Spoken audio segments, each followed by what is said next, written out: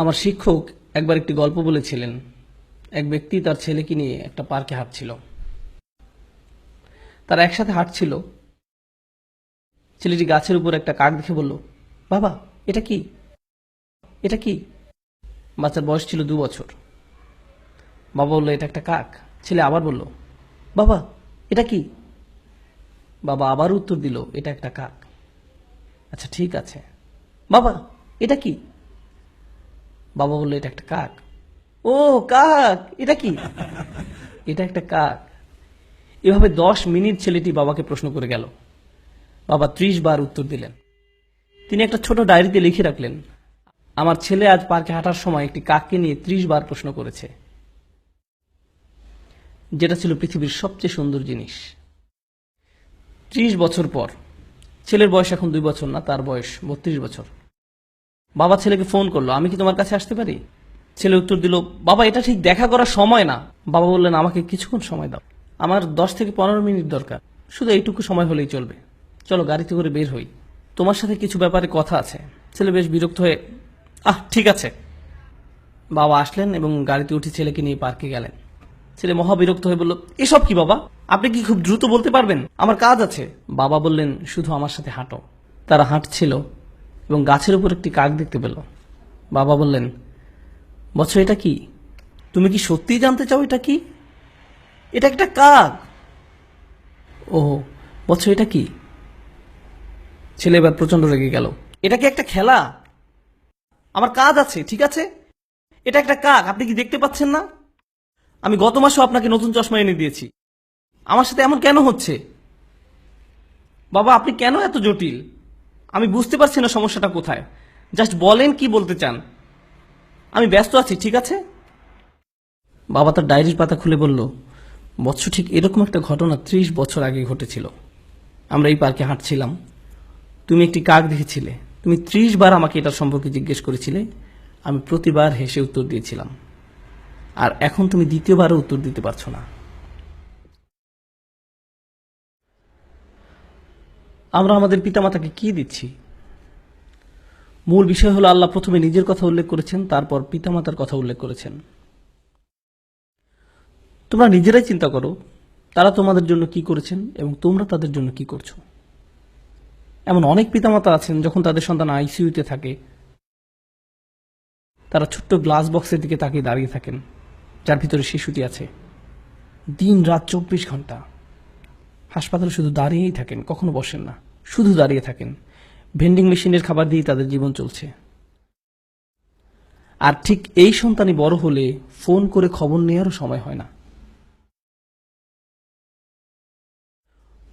কত মা তার সন্তান ভূমিষ্ঠ করতে মৃত্যুর কাছাকাছি চলে যায়, আর এখন তার ফোনের উত্তর দেওয়া অনেক কঠিন হয়ে পড়েছে। আর এখন তাকে কি দিচ্ছেন? সারাদিন 2 মিনিটের মতো সময়। তাকে কিছুটা গুরুত্বপূর্ণ ভাবতে দিন। এটা কতটা অন্যায্য যে আপনি তাদের নিকট ছিলেন সবচেয়ে গুরুত্বপূর্ণ, আর এখন তারা আপনার কাছে গুরুত্বহীন। এটা কতটা ন্যায় বিরুদ্ধ। তারা এই যন্ত্রণা প্রতিদিন বয়ে বেড়ায় যে আমি আমার সন্তানের কাছে কিছুই না, আমি তাদের কাছে কিছুই না, আমি তাদের কাছে মূল্যহীন, আমার জন্য তাদের হাতে কোনো সময় নেই। কোনো কিছু আপনার কাছে মূল্যবান মনে হলে তাতে আপনি সময় দান করেন। বেশিরভাগ ক্ষেত্রে এই সময় আমরা পিতামাতার কাছ থেকে দূরে সরে থাকতে চাই। আপনি আপনার বন্ধুদের সাথে থাকতে চান, নিজের মতো করে থাকতে চান, মাতা পিতার সাথে থাকতে চান না। এই বদ অভ্যাসটা আপনিই বাড়তে দিয়েছেন, আর সময়ের পরিক্রমায় এটা আরো খারাপ হতে থাকবে। আমাদের পিতামাতা অনেক অনেক বেশি আবেগপ্রবণ, তারা খুবই রক্ষণাত্মক। এটা বুঝতে পারবেন না যতক্ষণ না আপনি নিজে পিতামাতা হবেন। আপনার বয়স 60 হলেও আপনি তাদের কাছে শিশু। তারা এখনো স্মরণ করতে পারে আপনার ময়লা ন্যাপকিন পরিষ্কার করার কথা, আপনাকে দুধ খাওয়ানোর কথা, কিভাবে ঢেকুর তুলেছেন, পিছনের সিটে বসানোর পর কিভাবে আপনাকে পরিষ্কার করেছে, খাইয়েছে। আপনি স্মরণ করতে পারেন না, কিন্তু তারা পারে। আমার সন্তান এটি মনে রাখবে না। গাড়িতে বসা অবস্থায়, আব্বু টয়লেটে যাবো, টয়লেটে যাবো, টয়লেটে যাবো, হঠাৎ করে সে চুপ হয়ে যায়। আমি বললাম, জানালা নামিয়ে দেয়, এখনই সময়।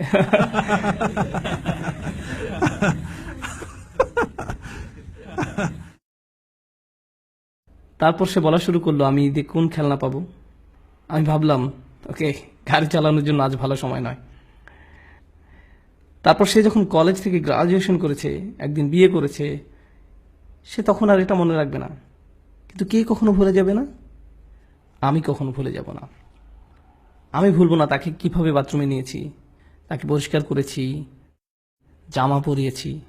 সে বলেছিল, আব্বা এই স্পাইডারম্যান পোশাকটা পরিয়ে দিন।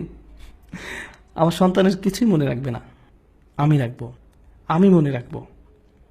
এই একই শিশু যখন পিতাকে একদিন বলে, বাবা আমি ঠিক তোমাকে বুঝতে পারি না, আমার হাতে একদম সময় নেই, এটা আসলেই তাকে দুঃখ দেয়, এটা আসলেই তাকে দুঃখ দেয়। ঠিক এই আচরণটাই আমি আপনি আমাদের পিতামাতার সাথে করে থাকি। তারা ছিল আমাদের জীবন, আমাদের জন্য তারা তাদের জীবন দিয়েছেন, তাদের ক্যারিয়ার বিসর্জন দিয়েছেন, তাদের ছুটি, তাদের বন্ধু বান্ধবদের সঙ্গ ত্যাগ করেছেন। আপনি জানেন সেটা? আমি এটা এখন জানি, আমি তখন জানতাম না। আপনি আসার আগ পর্যন্ত তাদের জীবনের এক ধরনের পরিকল্পনা করা ছিল, আর আপনি আসার পর আপনিই হয়েছেন তাদের পরিকল্পনা, আপনিই তাদের সবকিছু। এখন একটা কিছু আপনার মন মতো না হলেই আপনি রাগান্বিত হয়ে পড়েন, কিছুই শুনতে চান না, তাদের সাথে রেগে কথা বলেন। আমরা এখানে এই মুহূর্তে ইসলাম নিয়ে আলোচনা করছি না, আমরা শালীনতার কথা বলছি। তারা আপনার জন্য কি করেছে আর আপনি তাদের কি ফিরিয়ে দিচ্ছেন, এটা খুবই অন্যায়, এটা খুবই অসমীচীন। আমার বাবা এত বিরক্তিকর, আমার মা এই, তারা সবসময় রাগী, তারা কখনো সুখী নয়, তারা এই তারা সেই। কিন্তু আপনি কি, আপনার অবস্থা কি? আমি আপনাদেরকে বলছি, আমি সব সময় এটা বলার সুযোগ পাই না, যদি আপনি আপনার বাবা মার দোয়া না পান, আপনার জীবনে কোনো কিছুই ভালো হবে না। আপনার জীবনের কোনো কিছুই ভালো হবে না যদি তারা আপনার কাছ থেকে সুখী না হয়। তাদের সুখী করার জন্য আপনাকে সব করতে হবে।